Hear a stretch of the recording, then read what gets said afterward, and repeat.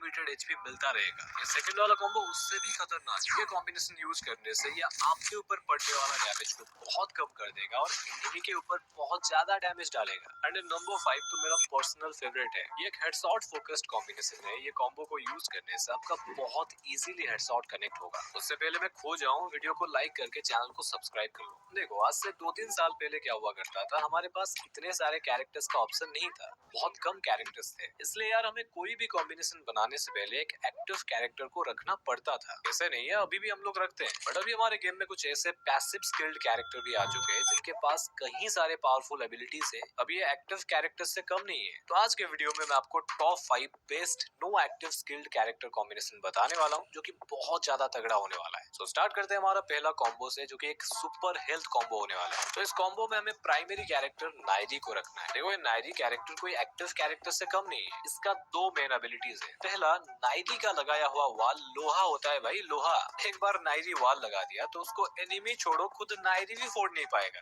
ये glue wall का मजबूती को बहुत ज्यादा बढ़ा देता है। एंड नायरी का सेकंड एबिलिटी जो कि मस्त है यार, ये आपको फ्री का एचपी दे सकता है। देखो, नायरी जब भी ग्लू वॉल लगाएगा, अगर उस वाल के ऊपर कोई भी गोली चलाएगा, उसको फोड़ने का कोशिश करेगा, चाहे एनिमी गोली चलाए या फिर आप खुद गोली चलाओ, आपको एक ग्लू वॉल से 40 एचपी मिलता है। फिर से आप एक और वाल लगाओगे तो उससे भी 40 एचपी मिलेगा। एंड इस कॉम्बो में हमें सेकंड कैरेक्टर रखना है, फॉर्ड कैरेक्टर। देखो, फॉर्ड का सिंपल एबिलिटी है। अगर आपके पास फॉर्ड है एंड बंदा अगर आपको मारता है तो फॉर्ड क्या करेगा, 3 सेकंड में आपको 30 एचपी देगा। जैसे कि यहाँ पर बंदा मुझे मारता है एंड फॉर्ड अपना स्किल के मदद से मेरा एचपी को बढ़ा देता है। ओके, नेक्स्ट, फॉर्ड के बाद इस कॉम्बो में हमें तीसरा कैरेक्टर रखना है, लियोन कैरेक्टर। इसका भी काम सिमिलर है। ये आपको 60 एचपी दे सकता है, मतलब फॉर्ड से डबल। बट उसके लिए आपको कोई भी फाइट से बचकर निकलना पड़ेगा। अगर आप थोड़ा सा डिस्टेंस मेंटेन कर लेते हो तो भी लियोन आपको 60 एचपी दे देता है। Okay, Nairi, Ford and Leon के बाद हमें लास्ट कैरेक्टर रखना है, जोटा कैरेक्टर। देखो, इस कॉम्बो में जोटा को रखने का फायदा ये है, जोटा क्या करता है, जब ये एनिमी को डैमेज देता है तो थोड़ा थोड़ा करके जोटा को एचपी मिलता रहता है। डैमेज देता रहेगा तो एचपी मिलता रहेगा। बट अगर जोटा किसी बंदे को नॉकडाउन कर देता है तो कुछ बड़ा अमाउंट में 20% एचपी जोटा को मिल जाता है। मतलब यार, फाइट के बीच में आपको मेडकिट यूज करने का जरूरत ही नहीं पड़ेगा। देखो, फाइट लोगे तो जोटा आपको एचपी देगा, एनिमी अगर मारेगा तो फॉर्ड आपको एचपी देगा, एनिमी से अगर बचकर निकल जाओगे तो लियोन आपको 60 एचपी देगा। एंड अगर वाल लगाकर खड़े हो जाते हो तो आपको एचपी भी मिलेगा एंड उसके साथ साथ फुल प्रोटेक्शन भी मिलेगा। इसलिए इस कॉम्बो का नाम है सुपर हेल्थ कॉम्बिनेशन। ओके, हमारा सेकंड कॉम्बिनेशन आता है damage protection plus high damage combo.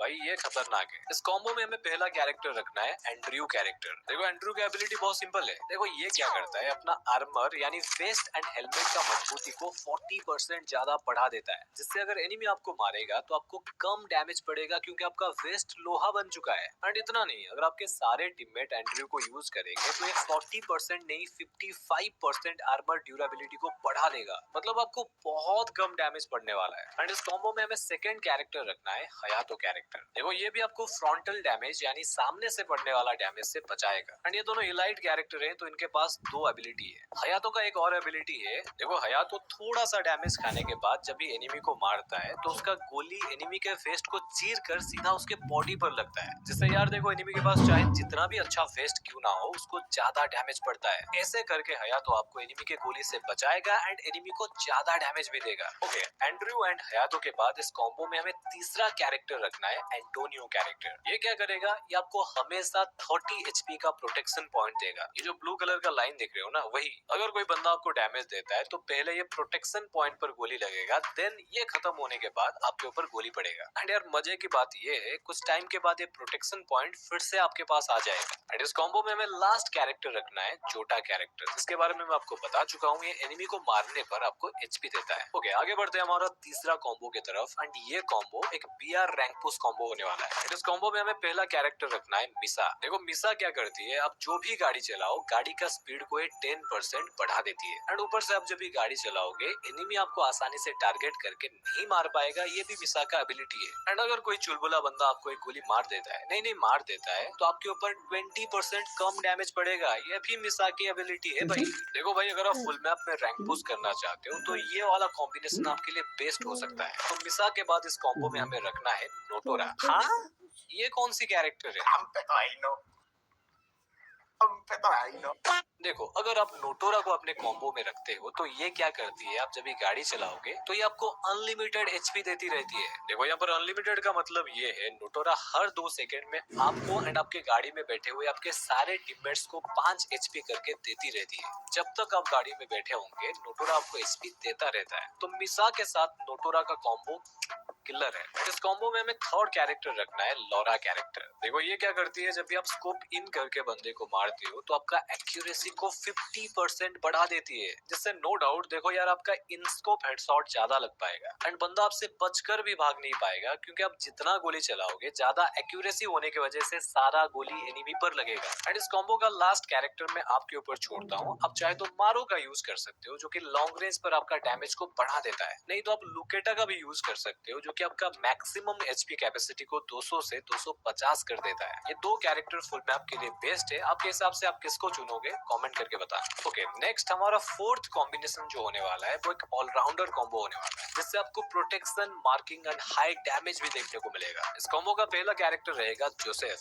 जो कि यार अपना स्किल के मदद से आपको इन सारे कैरेक्टर से बचाएगा जो कि सामने आपको दिख रहा है। नहीं यार, मैं हर बार नहीं बताने वाला। एंड जोसेफ आपका एक और काम करता है, ये आपका मूवमेंट को भी 10% बढ़ा देगा 5 सेकंड के लिए, जिससे आप एनिमी के कैरेक्टर स्किल से अपने आप को बचा पाओगे। एंड इस कॉम्बो में सेकंड कैरेक्टर रहेगा ओथो, जो कि अपना स्किल से एनिमी को स्लो डाउन एंड मार्क कर देगा। देखो अगर आप ओथो का यूज करके किसी बंदे को नॉकडाउन करोगे तो उसके आसपास वाले सारे एनिमी मार्क हो जाएंगे, उनके ऊपर टैग दिखाएगा एंड उनका मूवमेंट भी कुछ टाइम के लिए स्लो हो जाएगा। ओके, जोसेफ एंड ओथो के बाद हमें थर्ड स्लॉट में रखना है मोको। यार मोको का स्किल किसको पता नहीं है। अगर आप मोको का यूज करते हो एंड एनिमी को एक गोली मार देते हो तो वो एनिमी मार्क हो जाता है, उसके ऊपर टैग शो करता है। उसके बाद वो बंदा चाहकर भी छुप नहीं पाता है एंड वो जहां जाएगा उसके ऊपर टैग शो करेगा, जिससे आप आसानी से उसको मार सकते हो। क्योंकि यार देखो इस कॉम्बो में जो लास्ट कैरेक्टर रहेगा वो मोको का पावर को और भी ज्यादा बढ़ा देगा एंड वो लास्ट कैरेक्टर है मारो। अरे शक्ति भाई पगला गए हो क्या? मारो का स्किल तो ये है कि वो लॉन्ग रेंज पर डैमेज को बढ़ा देता है। अभी ये यहाँ क्या करेगा